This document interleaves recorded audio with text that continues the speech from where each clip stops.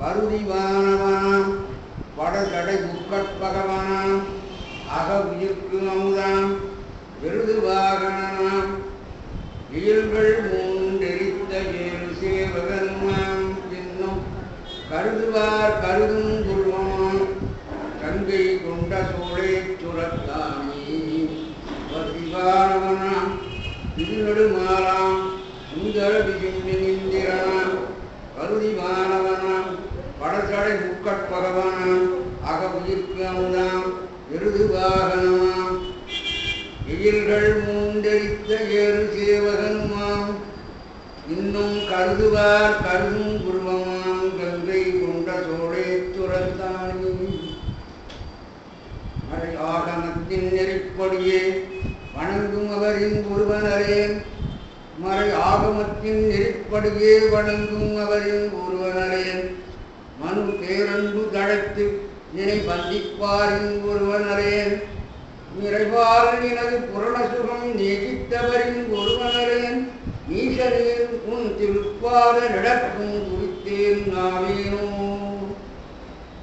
சிறையார் தோகை முதித்தோன்றும் தேவே அமரர் பணிகோவே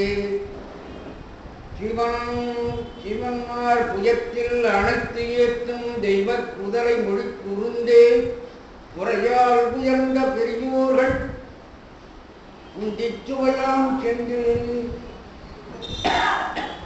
உயிரம் நிறைந்த செவ்வேளை ஒரு ஊர் முருகப் பெருமானே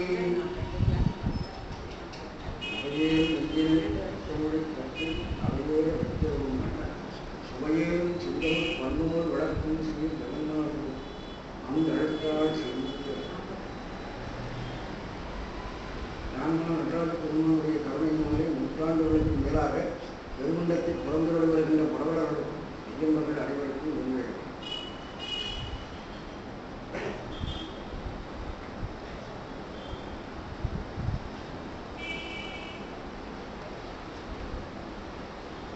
பதிமூன்றாவது பாடல் நாம் படிக்க வேண்டிய பாடல்.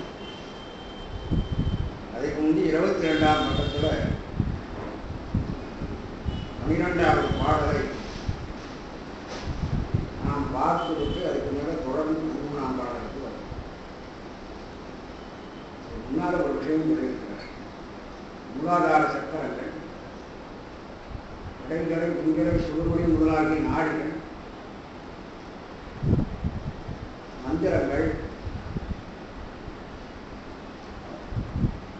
ஜபங்கள், தியானங்கள், தெய்வ ரூபங்கள், மூல அதாவது பீஜாட்சரங்கள், வேள்வி குண்டங்களுக்கு பொருள் மண்டலம், சதுரம், வட்டம் முதலாகிய வேள்வி குண்ட அமைப்புகள் இதெல்லாம் தேவையில்லை. அதெல்லாம் கர்மம். சிவத்தியானம், சிவனை இடையரால் சிந்தித்தல், சிவனை பற்றி பேசுதல், சிவனையே சிந்தித்திருக்கின்ற ஒருவன் கூடுதல், இதுதான் ஞான மார்க்கத்துக்கு வழியே தவிர கர்ம மார்க்கத்துக்குரிய இந்த வழிகளை பின்பற்ற வேண்டிய அவசியம் இல்லை. இதுதான் நமக்கு முதல்ல சொல்லியிருக்காங்க. சக்கரம் 11வது பாடல். இப்போ அதிகம் பேர் வரல.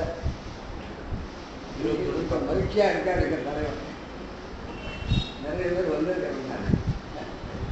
அதனால்தான் இப்போ நான் முதல்ல இருந்து வர வேண்டியது. நடுவில் நீங்களாம் கேட்காத பாடல். சக்கரம், நாடி, தெய்வரூபம், மூலாக்கரம், மண்டலங்கள் இவைகளெல்லாம் சான்றோர் வழி ஞானம் போல் அழகின்றார். சான்றோர்களுடைய வழியில இருக்கின்ற ஞான மார்க்கத்தை போல அழகியது அல்ல. மக்கள் தோய் பாமர மக்கள், அந்த சான்றோர் என்று சொல்லிவிட்டாராகினாலே இந்த மக்கள் என்பது பாமர மக்கள், பக்குவமற்றவர்களாகிய மக்கள் ஈடுபடுகின்ற மாயாவிச்சை மந்திரம், மாயவித்தைகளை செய்வதாகிய இந்த மந்திரங்கள், பிராணாயாமம் இவைகளெல்லாம் தொக்கசீர் ஞானம் சேர தொடங்குவார். மிக புகழுடையதாகிய ஞானத்தை அடைய வேண்டும் என்று முயற்சி செய்கிறவர்கள் தொடங்கலாம். இதையெல்லாம் தொடங்கக்கூடாது. அந்த வழி வழியில போனால் அது கர்ம மார்க்கத்தை எடுத்து கொண்டு போகும். உலக நலன்களை நம்மை பெரும்படியாக தூண்டும். அந்த ஆசை மேலும் மேலும் கிளர்ந்தால் இறைவனை அடையும் என்ற ஞான மார்க்கத்துக்கு அது பெரிய இடையூறாகவே போடும். திசை திருப்பி விட்டமால் சாந்தாராக்கள் குடும்பம் வரும் வாழ்வு முன்னால இருந்தது தேவலாம் போல இருக்கு.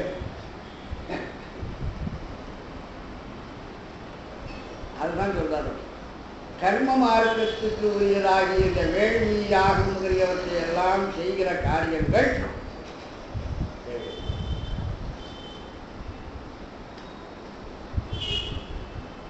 ஒரு அந்தணர் ஒரு சேரவேந்தனை பார்த்து சொன்னார்,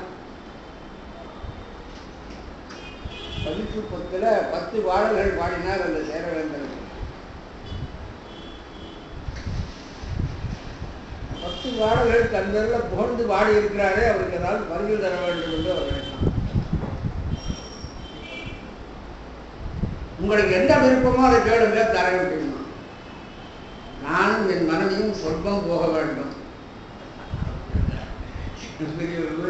அதிகமாக இருக்கு. நான் சொர்க்கத்துக்கு ஏதாவது புண்ணிக்க வச்சிருக்கேன். நான் கொடுத்தேன். இப்போ கூட செவ்வாய்க்கிழமை இடத்துக்கு போகிறதுக்கு இப்பொழுதே புக் பண்ணுறாங்க 2 கோடி. ஒருத்தர் போகலாம் இருந்தால் இப்போயே புக் பண்ணிக்கலாம். உங்களுக்குள்ள யாருக்காவது போகணும்னு ஆசை இருந்தால் அதை பார்த்துக்கலாம். அந்த மாதிரி அந்த காலத்தில் வசதி கிடையாது. சுருக்கத்துக்கு போகணும்னு சொல்றாரு. என்ன பண்றது? வேற ஒன்றும் இல்லை. 10 யாகங்களை செய்ய வேண்டும். அந்த 10 யாகங்களுக்கு வேண்டிய செலவினங்களை எல்லாம் கொடுத்து 10 யாகத்தையும் செய்து முடித்து விட்டால் நாங்கள் 2 பேரும் சொர்க்கம் போயிடுவோம். நானும் என்னுடைய மனைவியும் சொர்க்கம். நல்ல கால மனைவியை விடாம அழைச்சிட்டு போறாங்க இருக்கேன்.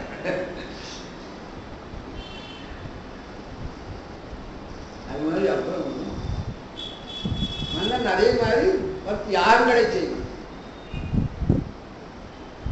யாகம் முடிஞ்ச உட்பாடு அந்த 2 பேரையும் பார்க்கிறாங்க. பார்ப்பானையும் பார்ப்பனையும் காணாராகினார். அவ்வளோ சொர்க்கத்துக்கு போயிட்டாங்க. நான் கர்ம பலனை நடத்துவது இந்த வேள்வி முதலாகிய காரியங்கள் எல்லாம் இந்த மாதிரி.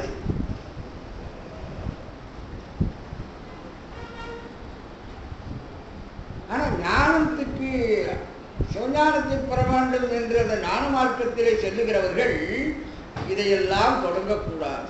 மூச்சு பயிற்சி, பிராணாயாமம் இதெல்லாம் அவசியம் இல்லை. ஆனால் ஒருவேளை இந்த சக்கரம், நாடி, மூலம், அக்கரம், மண்டலங்கள், பிராணாயாமம் இதெல்லாம் ஞான மார்க்கத்துக்கு துணையாக இருந்தால் பயன்படுத்திக்கலாம். ஞான மார்க்கத்துக்கு துணையாக இல்லாமல் உலக நலன்களை அடைவதற்காக செய்யப்படுவதாக இருந்தால் கிட்டக்கே போகாதீங்க. ஞானம் செய்த விரும்புகின்றவர்கள் இதையெல்லாம் தொடங்கக்கூடாது என்று அந்த பாசுரத்தில் நமக்கு சொல்ல. அதை தொடர்ந்து வருவதுதான் அந்த 12வது பாடம். என்ன அழுத்தமா சொல்றாரு. அங்க சொன்னது உங்களுக்கு சக்கரம், நாடி இதெல்லாம் பற்றி அங்க சொன்னார். இன்னும் கொஞ்சம் உங்களுக்கு தெளிவாக புரியணுங்கிறதுக்காக மந்திரம், ஜபம், தியானம், பூசனை, வணக்கம் வேண்டா சில மந்திரங்கள் எல்லாம் இருக்கு. காயத்ரி மந்திரம், பாசன மந்திரம், இந்த மாதிரி சில மந்திரங்கள்லாம் இருக்கு. இந்த மாதிரி மந்திரங்களை எல்லாம் வாசித்தால் உங்களுக்கு காரியம் கைகூடும். அது மந்திர சித்தி. இந்த மந்திரத்தை சித்தி செய்யறதுக்காக பல காலம் முயற்சி பண்ணுவார். ஒவ்வொரு மந்திரத்துக்கும் இவ்வளவு காலம் இத்தனை உரு ஏற்ற வேண்டும். இந்த மாதிரி வழிபாடு செய்ய வேண்டும். 1,00,000 உரு கந்தர் அனுபவிக்கிற ஒரு பாடல் இருக்கு. அந்த பாடலை 1,00,000 உரு ஏற்றி சர்க்கரை பொங்கலை நிவேதனமாக வைத்து செய்தால் கோர்ட்டில் இருக்கிற வழக்கு உங்களுக்கு ஜெயமாகும்.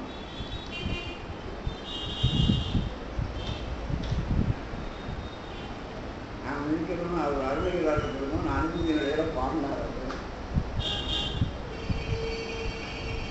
நீங்கள் அந்த ஆசையெல்லாம் இல்லாமல் அனுபூதியை படித்து நாங்கள் சொல்கிற மாதிரி 43 பாடலாக இருந்தாலும் சரி, கூட ஒரு 7 பாடலை படிக்கிறதுனால தப்பு இல்லை. 51 பாடலை கூட படியல. 100 பாடல் உள்ள கந்தர்களுடையும் இருக்கிறது. படித்து முருகப்பெருமானுடைய திருவடி தான் எனக்கு வேண்டும் என்று கேட்பீர்களே, ஆனால் அப்போ நீங்கள் அதை பயன்படுத்தலாம். அதை விட்டு உலகத்தில் வழக்கு செய்யணும், எனக்கு உள்ள பிறக்கணும், என் பையனுக்கு காலேஜில் சர்டிஃபிகேட் வாங்கணும் அப்படின்னு சொன்னால் அனுமதி படிக்கிறதுனாலேயும் பிரயோஜனம் இல்லாத போகும். அது உலக மார்க்கத்தில் தான் உங்களை இழுத்துட்டு போகும். அதுக்காக சொன்னார், மந்திரம், ஜபம், தியானம், பூசணை. சில பேர் பூசணை செய்வாங்க, கோயிலுக்கு வந்து கிருத்திக்கு தவறாமல் வருவாங்க. இருக்குன்னா ஏதாவது உலக பலன்கள் அவர்களுக்கு மனசில் ஏதாவது 11 பேர் அந்த காலத்தில் லாட்டரி வந்து வாங்கியிருக்கிறேன், பரிசு வரணும் அதுக்காக வந்துட்டு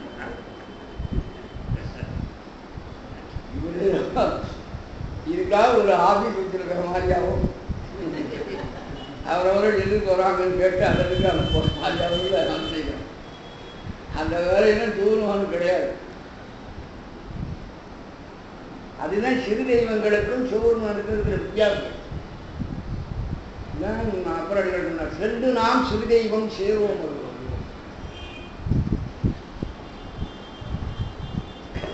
சிறு தெய்வம் நன்மையை செய்யும், அது சரியா வழிபடலைன்னா தீமைகளையும் செய்யும். காட்டையில் முன்னேற்றம்லாம் வந்ததுன்னா, டேய் உன்னை பார்த்துக்கிறேன், நீயும் 10 வருஷமா என் பூசையை மறந்துட்டு உட்கார்ந்துருக்க, அவரை என்ன பண்ணுவாங்க? இந்த மாதிரி பயம் சிவபெருமான் அப்படி பயமுறுத்துவார். என்னைக்காவது வந்தா வந்தீங்கன்னு நினைப்பாங்க. இவ்வளவு நாள் மருந்து செஞ்சியன்னு அதை கேட்க மாட்டார். வந்திருக்கிறதுனால தான் கணக்கு இருக்கு. வராமல் இருக்கிறார்களை பற்றி யோசனையே ஞாபகத்துக்கு வராது மட்டும் கொண்டுருவார். இன்னும் அடிக்கடி வர ஆள் மாதிரி அணுகிற முறை அப்படி. அதுதான் பெரிய தெய்வங்களுக்கும் சிறு தெய்வங்களுக்கும். அதனால்தான் இன்னைக்கு சிறு தெய்வங்கள்ட்ட அதிகம் பேர் போவாங்க. காரணம் பயம். பக்கம் போய் பாருங்க, சென்ட்ரல் ட்ரெயின் போகிற வழியில் பாடிகாட்டு புதுசுவர சில பேர் தாக்கம் பாருங்க. சிவங்கோவிலில் கூட அவ்வளோ கூட்டத்தை காணும், பெருமாள்கோவிலில் கூட அவ்வளோ கூட்டத்தை காணும். உங்களுக்கு பாரசாரதிக்கு இல்லாத கூட்டம், திருவாரூர் மருந்தீஸ்வருக்கும் திருச்சூர் ஜாகேஸ்வருக்கு இல்லாத கூட்டத்தை பாடிகாட்டு புதுசுவரர் நடுத்து உள்ள ஒரு சின்ன கொட்டாயம் வச்சுட்டே பார்க்குறாரு. பயம். இல்லைன்னா வண்டியில் வந்துடுவார். வண்டி வாங்கினோம்னா அவரோட ஒரு பூஜை போட்டாங்க. இதுதான் சொல்றாரு, மந்திரம், ஜபம், தியானம், பூசணை, வணக்கம் வேண்டா, அந்தம் இல்லாத முத்திக்கு உபாயமே அறிதல் வேண்டும். முடிவற்றதாகி அந்த முத்தி இருக்கிறதே, பெற்றுவிட்டால் திரும்ப வர வேண்டிய அவசியம் இல்லை. அந்த முத்திக்கு எது உபாயம், அதைத்தான் நீங்கள் அறிதல் வேண்டும். ஏன் சொல்றேன்னு சொன்னா, சிந்தனை புறமே செல்லில் துயரமே. உங்களுடைய சிந்தனை புறத்தே போனால் உலக காவிய பிம்பங்களை விரும்பி நீங்கள் செய்கிற ஒவ்வொரு செயலும் என்ன ஆகணும்? சிந்தனையை புறத்தே கொண்டு போய். அப்படி சிந்தனை புறமே செல்லின் துயரமே. அது பிரிய நோக்கி அந்த சிந்தனையை வெளியிலே போகாமல் உள்முகமாக அந்த சிந்தனையை செலுத்தினால் பந்தமாம் துன்பம் நீங்கி, நம்மை கட்டி போடுகின்ற அந்த துன்பமானது நீங்கி பரமான இன்பம் சேர்வார், நிலையான இன்பத்தை அடைவார். அதே உள்முக பார்வையினாலே உலகை நோக்கி எதையும் செய்யாமல் உயிருக்கு உறுதியை நோக்கி செய்வார். நீங்கள் உலகை நோக்கி செய்கின்ற காரியங்கள் எல்லாம் இந்த உடலுக்கு உபகாரமாக செய்யக்கூடிய விஷயம். ஆனால் உயிரை நோக்கி செய்யக்கூடிய காரியம் ஒன்றுதான் இறைவனிடத்தில் உங்களை கொண்டு போய் சேரும். ஆகையினாலே இந்த மந்திரம், ஜபம், தியானம் எல்லாம் அடியோட வேண்டாம்னு சொல்லலை. அது ஒரு வேளை உங்கள் உயிருக்கு உறுதி பயப்பதற்காக நீங்கள் செய்வீர்களே, ஆனால் அது செய்யலாம். ஆனால் உலக நலங்கள் அதை உபயோகப்படுத்துகிறீர்கள் சொன்னால் அது உங்களுக்கு முக்தியை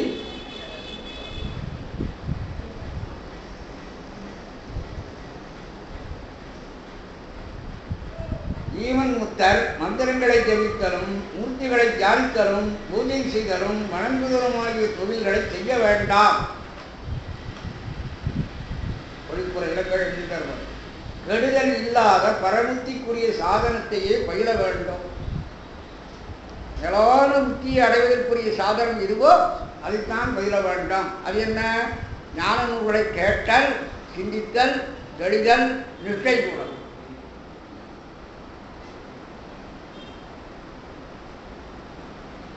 ஞான நூல்களை ஓதல், ஓதுவித்தல், கேட்டல், கேட்பித்தல், இதுதான் ஞான பூசை. 5 விஷயங்கள். அது வேற விதம்னா கேட்டல், சிந்தித்தல், தெளிதல், நெட்டை. ஞான நூல்தனை ஓதல், ஓதுவித்தல், கேட்டல், கேட்பித்தல், ஈனமிலா பொருளதனை சிந்தித்தல், இவை 5ம் இறைவனடி அடைவிக்கும் எழில் ஞான பூசை. அதைத்தான் இப்போ இங்கே வந்து நீங்கள் பண்ணிட்டு என்னையும் பண்ண சொல்லி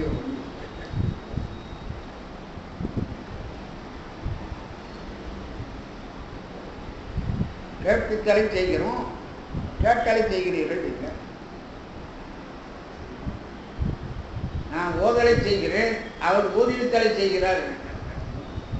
நீங்கள் சொல்லுங்கள், நடக்கும். நான் இந்த மாதிரி மன்றங்களுக்கு நான் உதவி செய்கிற பொழுது அது என்ன ஆகும்? ஞான பூசைக்கு உதவும். வெளியில் கொடுக்கறது சிவஞான செயலுடைய ஒரு கையில் தானம் செய்கிற மாதிரி. சுலபமான வழி வீடு பேருக்கு என்ன வழின்னா, சிவஞானிகளாக இருக்கக்கூடியவர்கள் எப்பொழுதும் இடையராக சிவஞானவர்களாக இருந்து கொண்டிருக்கிறவர்களுக்கு நீங்கள் எதை செய்தாலும் அது துரும்பளவாக இருந்தாலும் கூட நிலத்தையும் மழையும் போல உயர்ந்து பெரிய பலனை அளிக்கும். அதுக்கு அடுத்தபடி ஒரு பிறவி சரிகிரி யோகமெல்லாம் வேண்டியதே இல்லை உங்களுக்கு என்று இறைவன் அது எல்லாத்தையும் நீக்கி விடுகிறார். Direct promotion.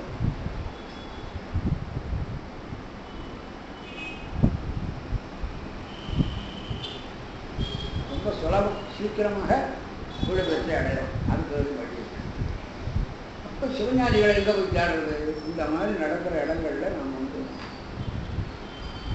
நம்முடைய பொருளை ஓரளவுக்கு சிறிய அளவுக்கு செலவிட்டாலும் கூட பெரிய பலன் கிடைக்கும். அதுதான் சொல்றாங்க.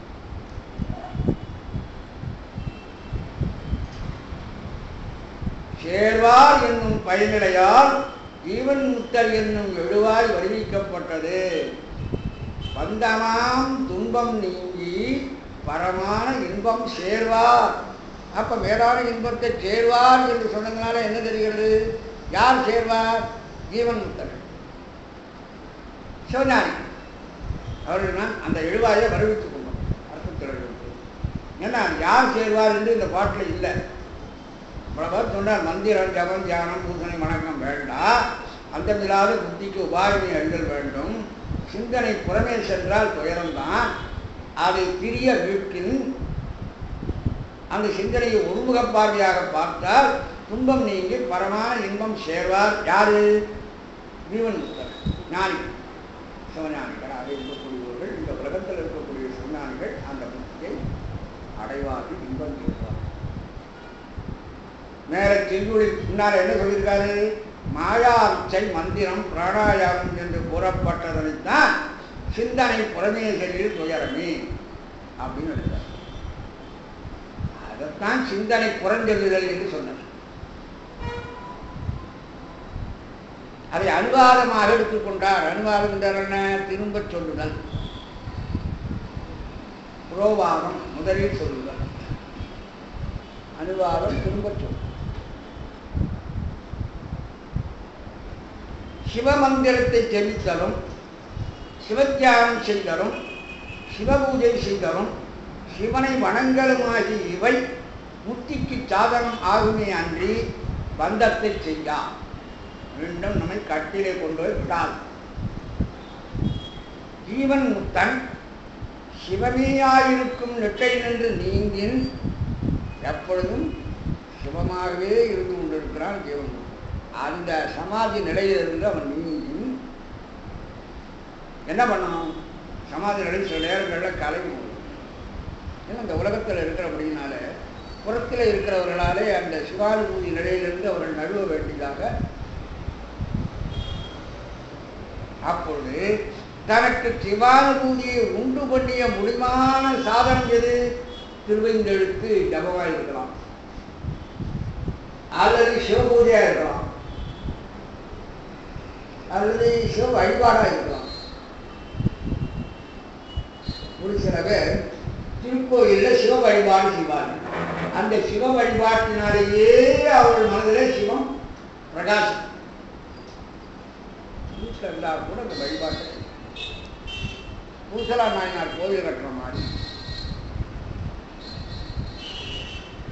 எனக்கு இந்த ஆசிரியர் கேட்டார், கோயிலுக்கு போக முடியலன்னு நினைக்க வேண்டிய அவசியம் இல்லை.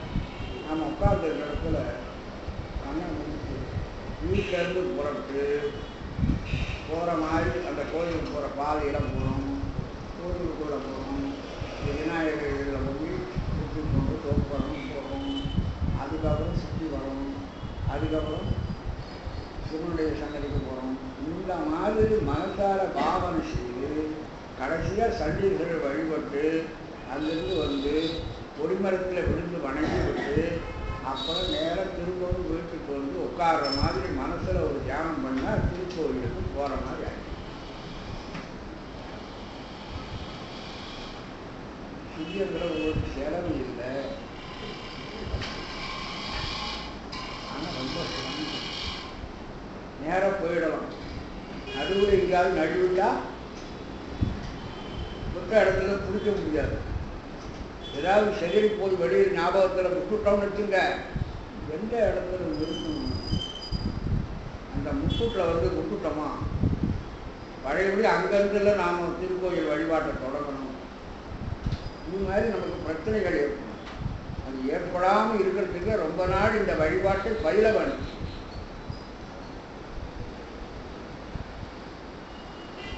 இதுதான் மரபாமையால் நெஞ்ச மனக்கோயில் உள்ளிருத்தி.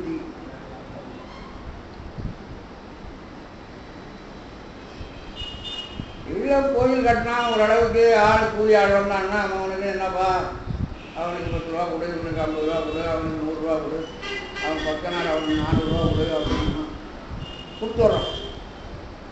ஆனால் பூசலா நாயனாருக்கு அப்படி இருந்து எவ்வளோ கஷ்டம் கொடுத்தாரு.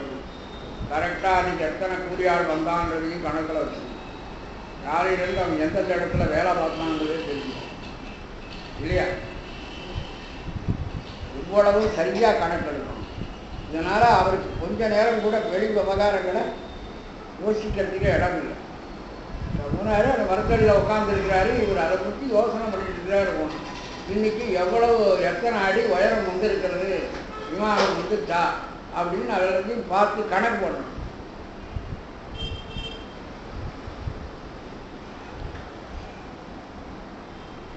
இப்படிக்கா அரசன் வந்து அவ்வளோ பெரிய கோயில் கட்டியிருக்கான், கைலாசநாதர் கோயில் என்று. என்ன தமிழ்நாட்டிலேயே முதல் கருங்கல்களை தனியாக பெயர்த்து கோயில் கட்ட முடியும் என்பதை காட்டியவன் அவன் தான். கைலாசநாதர் கோயில் தான் முதல்ல வந்தது. வேற எந்த பெருவா கோயிலும் இந்த கோயிலும் வரல. காஞ்சிபுரத்தில் இருக்கிற அந்த கைலாசநாதர் கோயில்னா குகை கோயில்களாக இருந்த முறையை மாற்றி பல்லவர்களில் ஒருவனாகிய ராஜசிம்ம பல்லவன் கருங்கல்லை பெயர்த்து வைத்து தனித்தனி கல்லா அடுக்கி கற்கோயில் கட்டுவது அப்படின்ற ஒரு கலையை அறிமுகப்படுத்தினான். அந்த கோயிலை பிரசித்தி பண்ணாம இவர்களோ மனசுக்குள்ளைகளோ கோயில் கட்டுறாங்க. இதுக்கு போய் இவ்வளவு பிரசித்தி பண்ணியிருக்கிறாரு சிவபெருமான் தான். அவன் போய் கும்பாபிஷேகத்துக்கு நாளை கொண்டு அவனை போய் அநியாயமா தடுத்தார் சிவபெருமான். பொருட்செலவையும் பண்ணி தமிழ்நாட்டிலேயே திருக்கோயில் வழிபாட்டிலே திசை திருப்பினவன். அந்த பணிக்கு ஒரு கட்டி கொடுக்க வேண்டி இருக்க கூட இருந்து கட்டி கொடுக்காம இவன் மனசில் கட்டிட்டு இருக்கிற கோயிலை பற்றி அவர்கிட்ட சொல்லி அவரும் கும்பாபிஷேகத்துக்கு அந்த நாளை வச்சுட்டாருப்பா நான் அங்கே போக வேண்டியதா இருக்கு, அதனால நீ உன்னுடைய நாளை மாற்றி வச்சுக்கோ அப்படின்னு அவனுக்கு போய் அசரீரியா சொன்ன. இன்றமும் பூசலன்பால் நெறிந்து நாள் நினைந்து செய்த நன்று நீடாயற்ற நாளை நாம் நீ இன்று ஒன்றிய செயலை நாளை ஒழித்தது நாளை நாம் குறைவார் சடைய தொண்டர் கோயில் கொண்டருடன் போன்றார். நீ எதுக்கு சொன்னாரு? எல்லாம் பூசலார் நாயனார் செய்துள்ளார். இந்த திருக்கோயில் கட்டுறதுல இருக்கிற ஒரு விஷயம் என்னன்னா,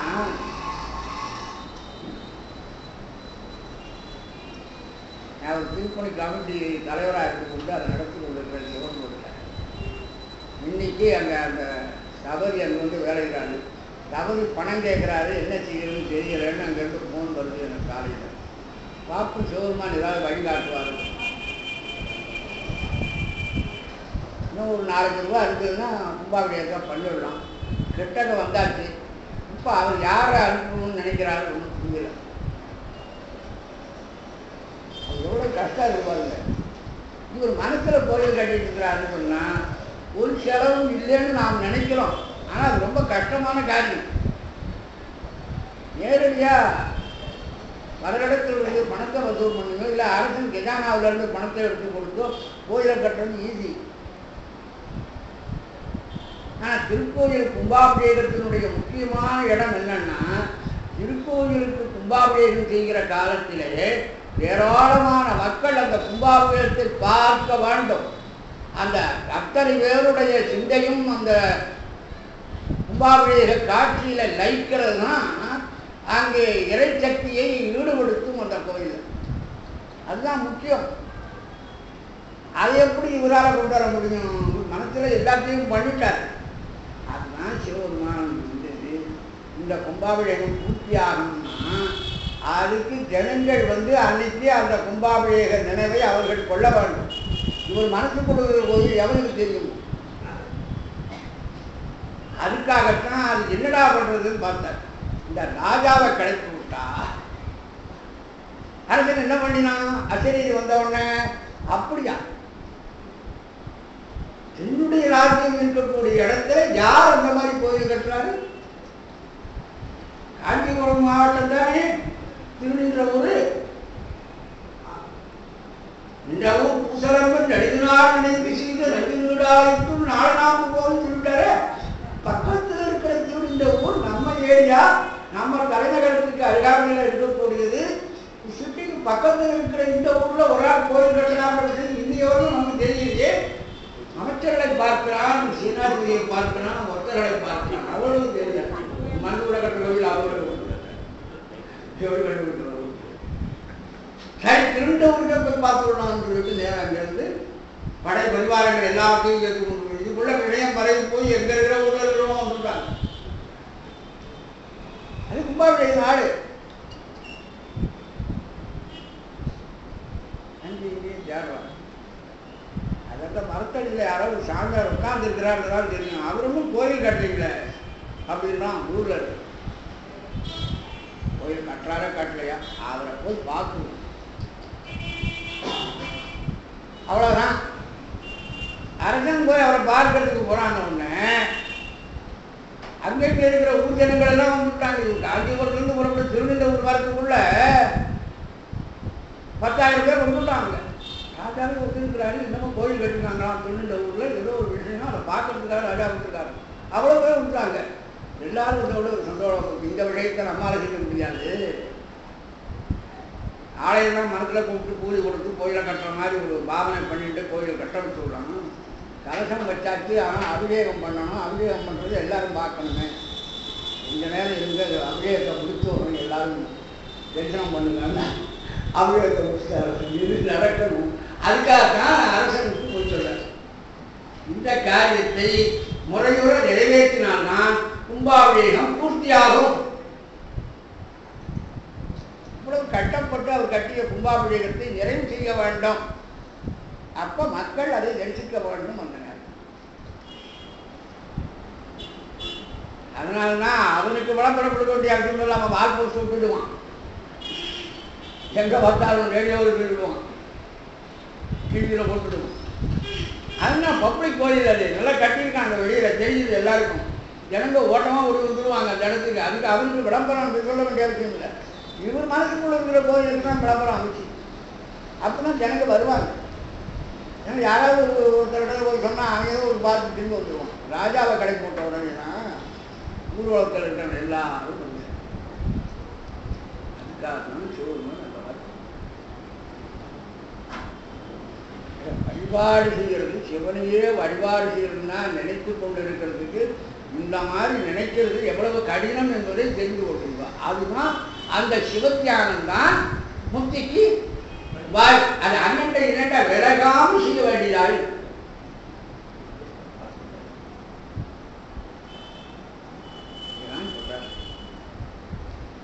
சிவத்தியானம் செய்தல், சிவமந்திரத்தை ஜெபித்தல், சிவபூஜை செய்தல், சிவனை வணங்கலுமாகி இவை முக்திக்கு சாதனமாகுமே என்று பந்தத்தை செய்யா. ஏன்னா கொஞ்சம் கொஞ்சம் இந்த பிறவியில நீங்க கொஞ்சம் செய்தீங்கன்னா முக்திக்கு சாதனம். இது ஒரு ஸ்டெப்பு உங்களை அடுத்த பிறவியில உயர்த்தும். நாம் நினைக்கிறோம் இந்த கேட்டதில் ஒரு நாளைக்கு நீங்க கேட்குறீங்கன்னு சொன்னாலும் கூட இதுவும் கூட அடுத்த பிறவியில உங்களுக்கு இயல்பாக இந்த எண்ணம் வரும்படியாக கடந்த உடனே உங்களுக்கு இந்த வழிபாட்டு உணர்வும் இந்த சிந்தையும் உங்களுக்கு வரும்படியாக செய்யும். அது ஒரு ஸ்டெப்பு உங்களை மேலே கொண்டு போகும். அது படிப்படியாக இப்படி பிறவிதோறும் உயர்த்தி எப்பொழுதும் சிவனை வழிபடுகின்ற அந்த ஞான மார்க்கத்துக்குரிய வழியிலே உங்களை சேர்த்து. அதனால பந்தத்தை செய்யாது. ஈவன் முத்தன் சிவமீயாயிருக்கும் நிட்டையிலிருந்து நீங்கின் எப்பொழுதும் சிவமீயாயிருக்கிற அந்த நிட்டையிலிருந்து நீங்கிவிட்டால் அவன் உடனே என்ன பண்ணணும்? தனக்கு இந்த சிவானுபவத்தை உண்டாக்கிய சாதனம் எதுவோ அந்த சாதனத்தை திரும்ப டக்குனு பிடிச்சிக்கணும். பஞ்சாட்சர ஜபத்தினால்தான் சிவானுபவம் தனக்கு கிடைச்சிருக்குமானால் அந்த பஞ்சாட்சர ஜபத்தை திரும்ப செய்யணும். கோயிலுக்கு போய் வழிபாடு செய்ததுனாலே தனக்கு சிவானுபவம் கிடைச்சிருக்குமானால் எந்த வழியில் அவன் முயன்று அந்த சிவானுபவத்தை பெற்றானோ அந்த வழியை திரும்பவும் பிடிக்கணும். மீண்டும் பயிரோடு அதுக்கு மேல சிவானுபூதி செல்வராகிய சிவனடியாரையும் சிவாலயத்தையும் சிவனையே கண்டு வழிபடுங்க. ஆனால் 12ஆம் திருத்தலம் உங்களுக்கு தெரியும். சம்மரணம் சேரலொட்டா அம்பலங்கழி நண்பர்கள் மாலவடையை வழிந்த ஒரு வேடமும் ஆரம்பித்தாலும் அதில் உள்ள திரும்பமும் ரயில் வந்துகிட்டே இருக்கும்போது ட்ராக் மாறி போச்சுன்னா என்ன பண்ணணும்? சர்வ ஜாக்கிரதையாக பார்த்து பழைய இதில் கொண்டு சேர்க்கிறவர்கள் ஜாக்கிரதா இருக்கும். ட்ராக் மாறினது கவனம் இல்லாத விட்டுட்டோம்னா அது மாறணும். அதனால ஜீவன் முக்தர்கள் ரொம்ப ஜாக்கிரதையாக இருக்கணும். அவர்களுக்கும் சில சமயங்களிலே உலக விஷயம் வந்து கவர்ந்து அவர்களை அந்த சிவானுபூதியிலிருந்து கொஞ்சம் நிகழ்ச்சி தரும். அப்படி இருக்கிற நேரத்தில் அவர்கள் எந்த முறையில் அந்த சிவானுபூதியை அடைந்தார்களோ அந்த முறையை திரும்பவும் தொட்டு பிடிச்சுக்கணும். ஏன்னா அது பழகின முறை, புதிய ஒரு முறையை பின்பற்றக்கூடாது. பழகின முறையை பின்பற்றினால் விரைவாக அதில் தண்ணி கீழே கொட்டி போச்சுன்னா அது உடனே என்ன பண்ணணும்? ஒருத்தம் வந்து கையால் ஒரு கோடு மாதிரி அப்படி இருக்கும். நம்ம எந்த இடத்துல இருக்கிறோமோ அந்த பக்கத்துக்கு வரும். நாம் இந்த பக்கமாக போகணும்னா அப்படிதான் இருக்கணும். அதை விட்டுட்டு அது நேரம் கையை வைக்கணும்னா போராட்டம் நல்லா அவ்வளோ எல்லா இடத்துலையும் பார்க்கணும். அதனால எது நாம் பழக்கி காட்டுகிறோமோ அந்த வழியில தான் பார்க்கணும். அதுதான் சொல்றாரு. இவ்வழிபாடு சிவனையே சிந்திக்க செய்து சிவானுபவத்தில் நிலைக்க செய்தலின் இந்த சிந்தனை அகத்து நிகழ்வோடு ஒக்கும். அது புறத்து செல்லுதலாக ஆகும். சிவனடியாருடைய வேஷத்தை பார்க்கிற போதும் சிவபெருமானுடைய திருக்கோவிலை பார்க்கிற போதும் அது புறத்தே சென்றதுன்னு அர்த்தம் இல்லை. அவர்களை மனத்திலே நினைக்க செய்கிறதாகினாலே அது அகத்திலே செல்ல வரும். கடலை செல்வார் நாயனார் சேரமான் பெருமாள் நாயனார் பறந்து போகிறார். அப்போது ஒரு வெண்ணாம் வருகிறான். அவன் உடம்புல திருநீர் பூசமாக இருக்கிறது. உடனே ஒரு இறங்கி அவனை படுகிறார். நான் வெண்ணாச்சு இங்கே ராஜா இல்லையா இந்த மாதிரி செய்யறோம் தெரிஞ்சுக்கண்டா செய்யணும். எனக்கு இந்த சிவவேடத்தை நீ நினைப்பூட்டினான். இந்த நேரத்தில் நான் பவனியில போராட்டமாக போயிட்டு இருக்கும் பொழுது சிவபெருமான் ஞாபகத்தை எனக்கு உண்டாக்கினது அல்லவா, அதுக்காகத்தான் உன்னை கும்பிட்டேனே தவிர நீ வெண்ணான்றதுக்காக உன்னை கும்பிடலை. இப்போ அவருடைய நினைவு புறத்து செல்றதா அகத்து செல்றதா? அகத்தே சென்றன. அகத்தே திருவண்ணீற்றினுடைய சாதனத்தை உடையவர்களெல்லாம் சிவனடியார்கள் என்கின்ற நினைப்பிலே சென்றது. அதனால்தான் புறத்தே இந்த வணக்கம் நிகழ்கிறது. இது புறத்து சென்றதாக ஆகாது, இது அகத்திலேனா சிந்தனை போயிற்று என்று பொருள். அப்படிதான்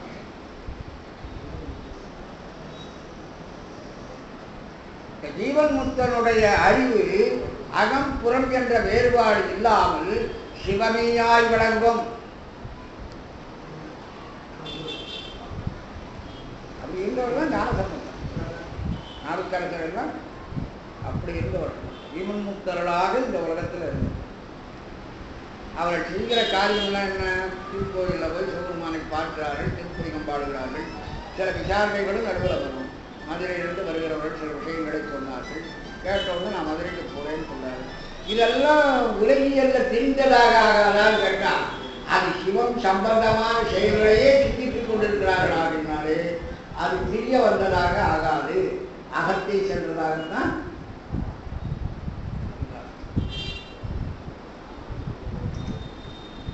புறன் அகம் கீழ் மேல் பக்கம் உணர்வது ஓர் பொருளும் இல்லை. புறன் அகம் கீழ் மேல் பக்கம் இதிலெல்லாம் உணர்வது ஓர் பொருளும் இல்லை. புதிதாக வந்து சேருவதாகிய ஒரு பொருளும் இல்லை சிவனை தவிர. அவர்களுக்கு எதிலிருந்து ஏதோ வந்தது, மேலிருந்து ஏதோ வந்தது, கீழிருந்து ஏதோ வருகிறதுலாம் கிடையாது.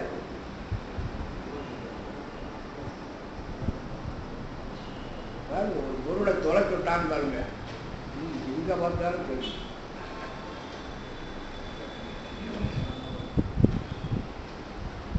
அவசரவசரம் தரும். எது இந்த பொருள் இருக்கக்கூடிய வசதி இல்லாத இடத்தையும் கூட தரும். ஏன்னா அவனுக்கு அறிவு இல்லை. அது எவ்வளவு பெரிய சாமம். இந்த முந்தை பிள்ளையா இருக்கும் இருக்கிற பரபரப்புல அதுல ஒருவேளை இருக்கலாம்னு தாங்க சொல்றான். நெடுவேல் கெடுத்தான் குடத்துள்ளும் நாடி. பெரிய வேலை தொலைச்சு விட்டோமே, அந்த வேலை தேடுறான். ஒரு குடத்துக்குள்ள போய் தேடுறான்.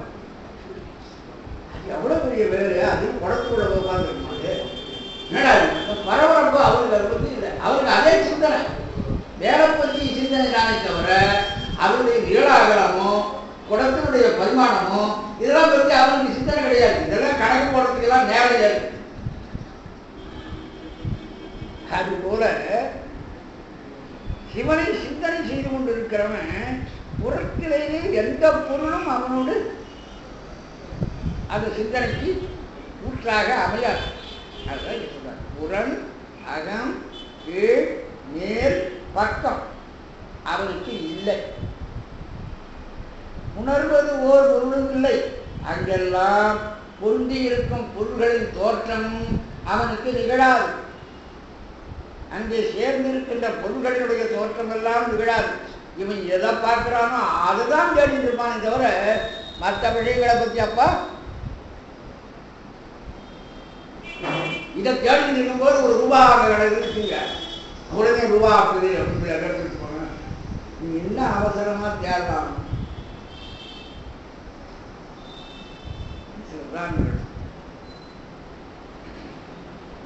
போர் வந்து விட்டது, ஒரு வீரனை தேடுகிறான். அத அந்த வீரன் இருக்கிற இடத்துல ஒரு ஆள் சொல்றோம், சண்டை வந்துருப்பா ராஜாவுக்கு போர் நடக்கலாம்.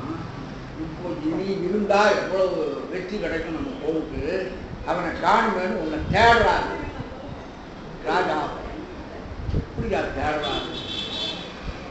தேடுறாருன்னு சொன்னதோட நிறுத்தல. அதுக்கு ஒரு உவமை சொல்லி அந்த மாதிரி தேடுறாங்க. ஊரில் புதுசாக கல் கடை திறந்துருக்காங்க. கல் எல்லாருக்கும் இலவசம்.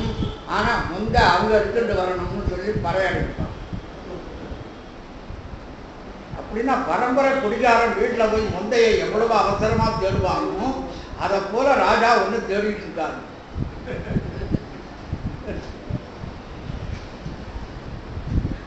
வேற யாரை சொன்னாலும் அந்த அவசரம் பரபரப்பானது. கல் இலவசம். இன்னைக்கு தான் கல் கடை திறக்கிறான் ஊரில். கல் இலவசமாக கொடுக்கப்படும். ஆனால் முந்தைய அவங்களே எடுத்து வரணும் சொன்னாங்கல்ல கடையில். நீங்கள் பை நீங்கள் தான் எடுத்து வரணும், பையன் நாங்கள் தரமாட்டோன்னு சொல்கிறாங்கல்ல.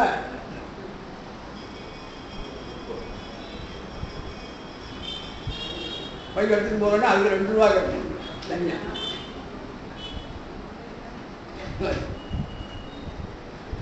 பேரூருட்ட கல்லிற்கு கோயில் தேர்மால் இல்லை. பெரிய ஊர்ல எல்லாருக்கும் ஃப்ரீயா ஊற்றுற கல்லுக்கு, பேரூர் அட்ட கல்லிற்கு கோயில் தேர்மான. ஒரு வீட்டில் இருக்கிற கோயில்னா கல் புகக்கும் மண்டை பாத்திரம் கலை. அந்த கோயில் அந்த பாத்திரத்தை போல குடிகார அந்த பாத்திரத்தை தேடுற மாதிரி அரசன் முன்ன தேடணும். சட்டம் வந்துடுது. அதனால அவசரமா போலாம். பூமிகள் எப்படி கண்டுபிடிக்கிறாங்க சொல்றாங்க. ஓரளவு பார்த்தேன். அவனுக்கு சிந்தனை அதுலேயே எப்படி வேகமா இருக்கும். அந்த நேரத்தில் இந்த கலையை தேடுறதுக்காக வீட்டில் அந்த சமம் எல்லாத்தையும் தூக்கி எழுதி குடிகார அது பெரிய விஷயமா தெரியும். மற்றதான் இல்லை. அதே மாதிரி சிவபெரும்புரிலே சிந்தையை நிறுத்தியவன் எங்க போய் இறப்பட்டாலும் அவனுக்கு சிவமாத்தான் தெரியும். எப்படியாவது சிவத்தை பிடிக்கணும்னு நினைப்பானே தவிர அவன் சுகத்தை பிடிக்கிட்டு இருக்க மாட்டான்.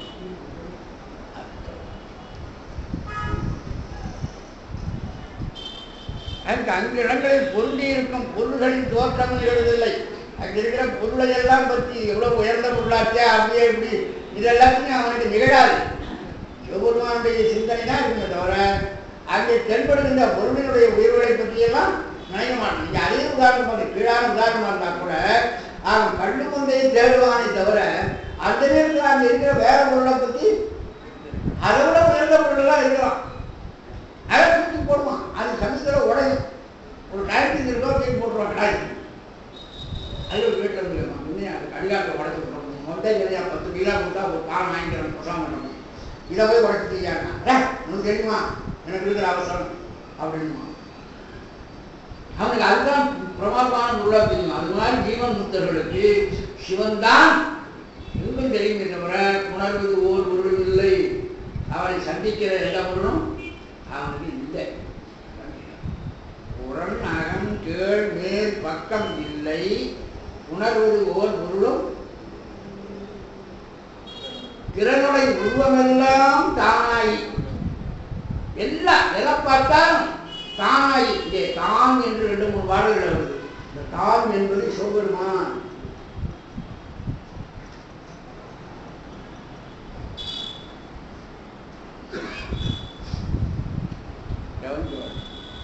அதாவது இந்த தான் இருக்குல்ல, நான் சொன்னா தன்மை தெரியும் இல்லையா. இந்த நான் வந்தா அகங்காரம் வந்துடணும்னால சில பேர் தான் போட்டுப்பான். தான் என்பது தன்னை வேறாள் மாதிரி சொல்லுகிற தன்மையில் சொல்லாமல் தன்னை படற்கையாக சொல்லுகிற பழக்கம்.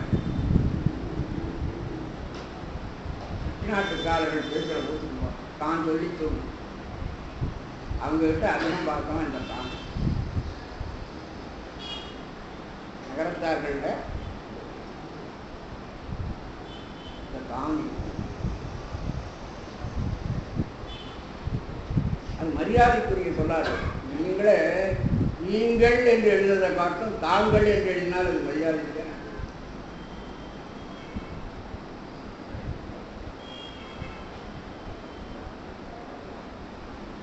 நான் வரப்போவதை தெரிந்து கொண்டேன், நீ வரப்போவதை தெரிந்து கொண்டேன்.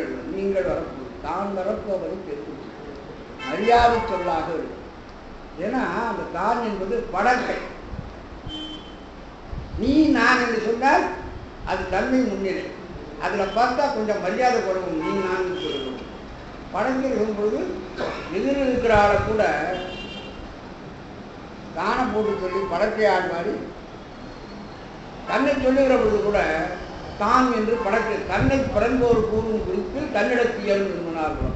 தான் என்ற சொல் பழக்க சொல்லா இருந்தாலும் கூட தன்னை பிறனை போல சொல்லுகின்ற சந்தர்ப்பங்களிலே அது தன்மையில கூட உபயோகப்படும். அந்த மாதிரி இங்கே தான் என்பது தானாகி தோன்றும் சிவபெருமானாகி ஏகம் ஈன்றாய், ஏகம் ஈன்றாய். சரீர தோற்றம் இல்லாமல் போய்விடும் அவர்களுக்கு. ஏகத்தை பற்றிய எண்ணமே இருக்காது. அரண்முறை அடங்கும் ஞான யோகினால் அறியப்பட்ட இறைமறை ஞான ஆனந்த மேன்மையாய் வழங்காது. அரண்முறை அடங்கும் பசி பாசங்களோடு கூடாமல் பதியோடு கூடி நிற்கின்ற, பதியோடு கூடி நிற்கின்ற பொழுது அடங்கும். பசி பாசங்களோடு கூடி நிற்கிற பொழுது அடங்காது. பாசத்தோடு கூடி இருக்கிற இடத்துல ஆன்மா அடங்குமா?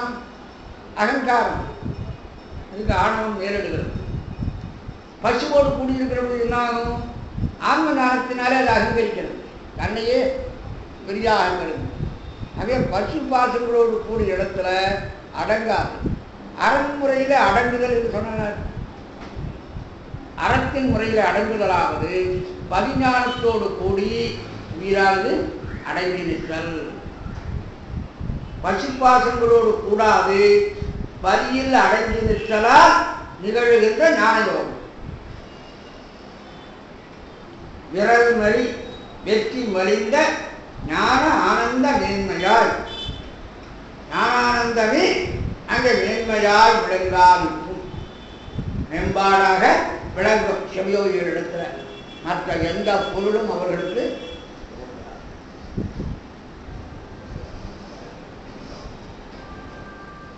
அவர்களுக்கு தேகத்தை பற்றிய உணர்வு வராது. அவர்களுக்கு எல்லாம் சிவமாய் தோன்றும். ஞான ஆனந்தம்தான் எங்கும் விளங்கியிருக்கும். ஞான ஆனந்தம் என்பது அறிவு இன்பம், உண்மை அறிவு இன்பம். அதானே சச்சிதானந்தம்னு சொல்றோம். அந்த சச்சிதானந்தம் தான் எல்லா இடங்களிலும் அவர்களுக்கு விளங்கியிருக்கும். வேற ஒன்றும் தோன்றாது. சிவானுபூதி செல்வர்களாக இருக்கக்கூடிய ஞான அனுபூதிமான்களுக்கு புற விஷயங்கள் எதுவும் அவர்களை பாதிப்பதில்லை. ஏகத்தை பற்றிய நினைப்புகள் அவர்களுக்கு வராது. எங்கும் ஞான ஆனந்தம்தான் விளங்கியிருக்கும். ஏகம் தானாகி தானாகி சிவமாகி தேகம் என்றாய் விளங்கான், ஞான ஆனந்தம் விளங்கான் என முடித்துக் கொள்கிறார். தேகம் தானாக தோன்றும் காலத்து என்னாகும்? தேகம் தானாக தோன்றும் காலத்துத்தான் புறம் முதலிய இடபேதங்களும் அவ்விடங்களில் உள்ள பொருள்களும் தோன்றும், இல்லையா? இப்போ தேகம் சிவனாகி தோன்றுகின்ற பொழுது மற்றதெல்லாம் தோன்றாது. தேகம் தோன்றாது. தான் சிவமாய் தோன்றுகின்ற காலத்தில், இந்த ஆன்மா சிவமாய் தோன்றுகின்ற காலத்திலே இடபேதங்களும் பொருள் பேதங்களும் தோன்றாது. சிவம் ஒன்றே மேம்பட்டு தோன்றும். இப்ப ரெண்டு விடையும் சொல்லியிருக்கிறார். கர்ம யோகத்தை செய்யாதீர்கள், ஞான யோகத்தை செய்யுங்கள். இவர்கள் இந்த 2 பாடல்களிலிருந்து கர்ம யோகத்தை செய்ய வேண்டாம். கர்மயோகம் உலக அனுபவத்திற்கு காரணமாய் அடங்காமையும் பார்ப்படும். கர்மயோகம் செய்ய செய்ய நமக்கு சக்தி அதிகமாகும். அப்ப என்ன ஆச்சு? உலகத்திலே நாம் மற்றவர்களை கூட நம்மை நிகழ்த்து கொள்வோம். அப்ப செருக்கு மேலே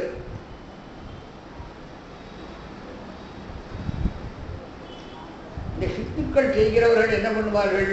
சித்தார்த்தல் வந்த உடனேயே அவர்கள் அகங்கரிக்க தொடங்கிவிடுவார்கள்,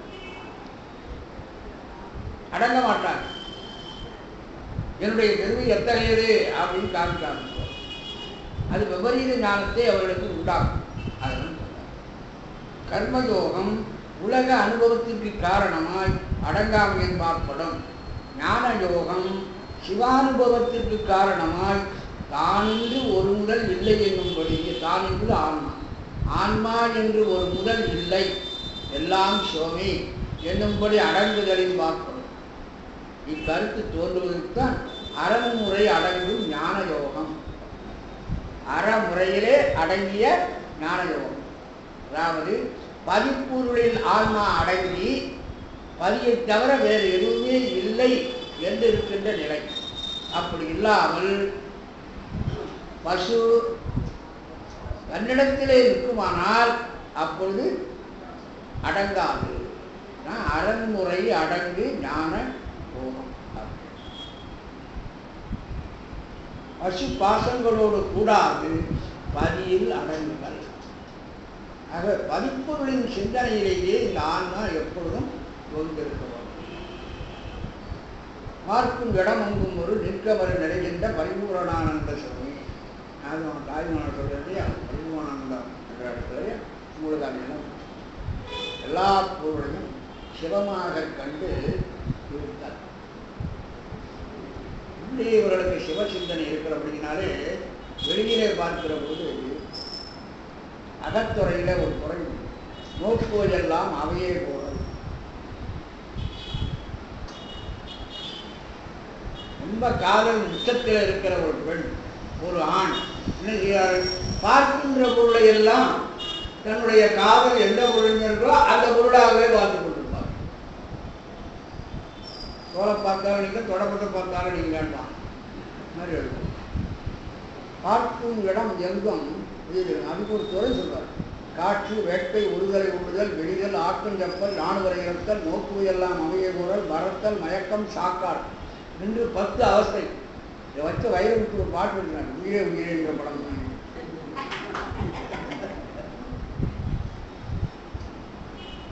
இதை வச்சு எழுதுறதுக்குலாம் அது எழுதுன்னு சொல்ல பாட்டிலே சொல்லி அதுல இந்த துறை நோக்கு எல்லாம் அமைய போறது. சட்டம் எப்படின்னு சொன்னா அந்த 6 வருடம் தான் போகலாம். அதுக்கு மேலே நோக்கு எல்லாம் அமைய பொருள், மறத்தல், மயக்கம், சாக்காடு இந்த 4 லெவலுக்கு போகக்கூடாது காதல் வாழ்க்கையில. உருவாக்கியவருடைய சட்டம் 6 தான் இருக்கலாம்.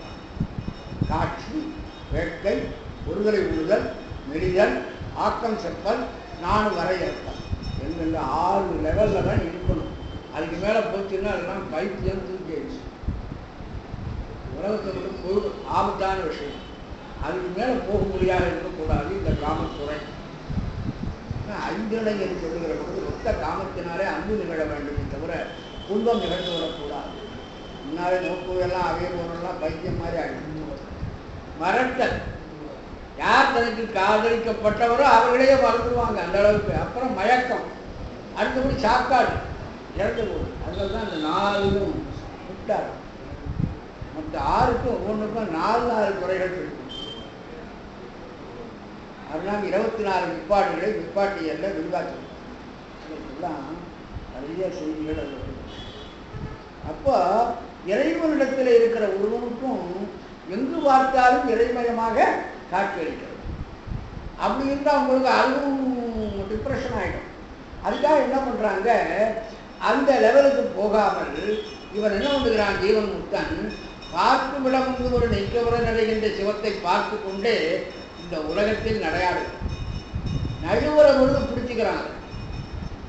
மற்ற நேரங்களில் உலக அனுபவத்தில் இருந்து கொண்டிருந்தாலும் உலக அனுபவம் தன்னை பற்றாமல் இருக்கான். அவனுக்கும் பைத்தியம் பிடிக்கிற சாமி வைத்தியம்னு வெளியில காமிச்சுக்கிறாங்க. ஆனால் அதே நேரத்தில் சிவத்தை விட்டு அவனும் விலகணும். அது தாமரையில் தண்ணீர் ஓடும், புளியம்பழம் ஓடும் போது பழம் முற்றாது இருந்து கொடுங்க. செம்பழம் இருக்கு, சிறு பிள்ளைலாம் அடித்து சாப்பிடுறது. செம்பழம் சாப்பிடுறது இருக்கு. அது முழுங்காய் தோப்புக்காரங்கிட்ட போய் கேட்டு மாம்பழம் சாப்பிட்றத விட ஏறி திருட்டு மாங்காய் திங்கிறதுங்கிற ருச்சி வேற எதுவும் வராது. அது அந்த வயசுக்கு தான் அது கொடுக்கும். எல்லாரும் ஒரு காலத்தில் அந்த மாதிரி போய் பார்த்தா இல்லைன்னு சொல்ல முடியாது. அது மாதிரி உங்களுக்கு இது வந்து புளியம்பழத்தில் அந்த செங்காயா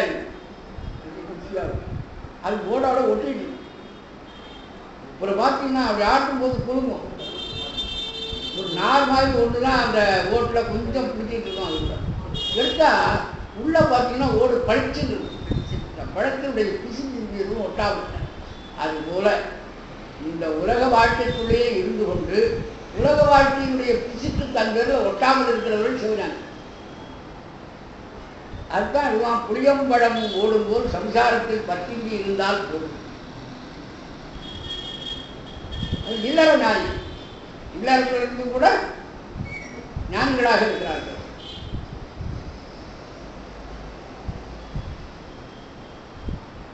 ஆன்மா சார்ந்ததன் வண்ணமாக தன்மை உடைய ஆதலின் சிவனை சார்ந்து சிவமாயிருத்தல் முறை. சிவனை சார்ந்து சிவமாயிருத்தல்.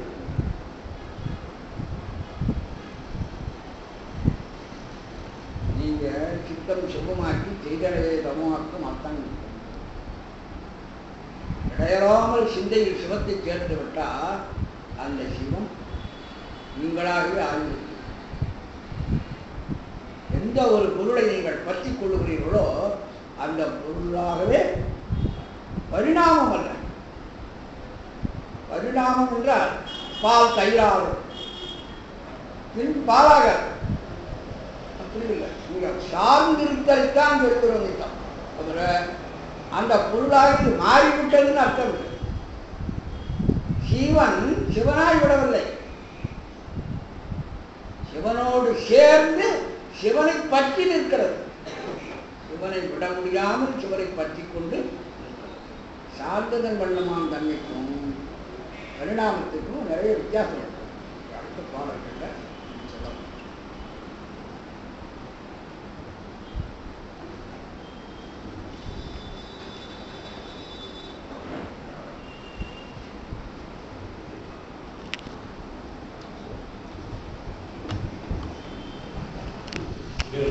மிக அருமையான விளக்கத்தை நாம் கேட்டு பயனடைந்தோம். சார்பாக பாகவதம் திருவள்ளிக்கு